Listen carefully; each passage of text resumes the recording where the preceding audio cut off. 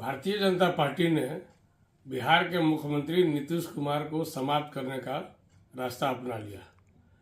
विदित है, आज राज्यसभा में भेजकर बीजेपी ने अपनी मंशा को पूर्ण किया। आखिर ऐसी कौन सी मजबूरी थी कि महज 3 महीने में ही सरकार बनने के बाद नीतीश कुमार जी को सत्ता से बेदखल करने का तैयारी कर लिया गया। नारा लगता था चुनाव में कि 25 से 30 फिर से नीतीश। हमारे नेता तेजस्वी यादव ने कहा करते थे कि नीतीश कुमार एक मुखौटा है। चुनाव के बाद भारतीय जनता पार्टी महाराष्ट्र जिससे यहाँ पर शिंदे सिस्टम लागू करेगी। आखिरकार वही दिख रहा है। ये बिहार के जनादेश का अपमान है। नीतीश कुमार के नाम पर वोट लिया गया और जो है कि बिहार वासियों को ठगने का काम किया। भारतीय जनता पार्टी अपनी कट्टरपंथी विचारधारा से राज्य में जो है कि असहिष्णुता का माहौल बनाना चाहती है। कॉरपोरेटरों के हाथ में जो है कि राज देना चाहती है। पूंजीपतियों के हाथ में राज्य को ढकेलना चाहती है। निश्चित तौर पर बिहार में भी जो है कि अराजकता का माहौल बनेगा।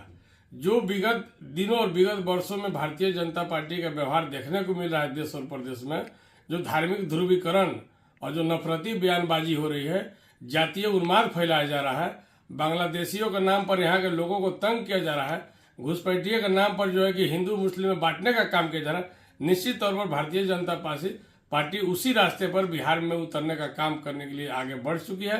ये बिहार के लिए सोचने का विषय है। सेकुलरिज्म के नाम पर नीतीश कुमार ने ढोंग किया, ये उन्होंने आज राज्यसभा में नामांकन करके साबित कर दिया। कहीं ना कहीं बीजेपी ने नीतीश कुमार को राज्यसभा भेजकर राजनीतिक हत्या करने का एक संकेत दिया है। निश्चित तौर पर चिंता का विषय है। कहीं ना कहीं जो है कि बीजेपी को जनता जो है कि बर्दाश्त नहीं करी है। जनता दल यूनाइटेड के नेता कार्यकर्ता कभी टेबल तोड़ रहे हैं, कभी रोड पर सड़क पर खुलेआम विरोध कर रहे हैं। तो इससे समझा जा सकता है कि नीतीश कुमार जी जो है कि दबाव की राजनीति कर रहे हैं और कहीं ना कहीं की कुछ मजबूरी है, जो कि भाजपा से डरे हुए हैं। ईडी हो, सीबीआई हो, ऐसा कुछ मामला जो है जो बीजेपी के साथ उन्होंने मिलकर किया है, जिसका आने वाले समय में खुलासा हो सकता है। ये सारी बातों को हम लोग आकलन करके समीक्षा करके बताने का काम करेंगे। लेकिन यह स्पष्ट है कि नीतीश कुमार ने पूरी राजनीतिक जीवन अपना जो है कि आरएसएस और बीजेपी के गोद में बैठकर किया और समाजवादियों के नाम पर, समाजवादी विचारधारा के नाम पर इन्होंने ढोंग रचने का काम किया। पूरा राजनीतिक सत्ता सुख भाजपा आरएसएस के गोद में किया और आगे भी करने के लिए उन्होंने दिल्ली दरबार में घुटने टेकने का काम किया।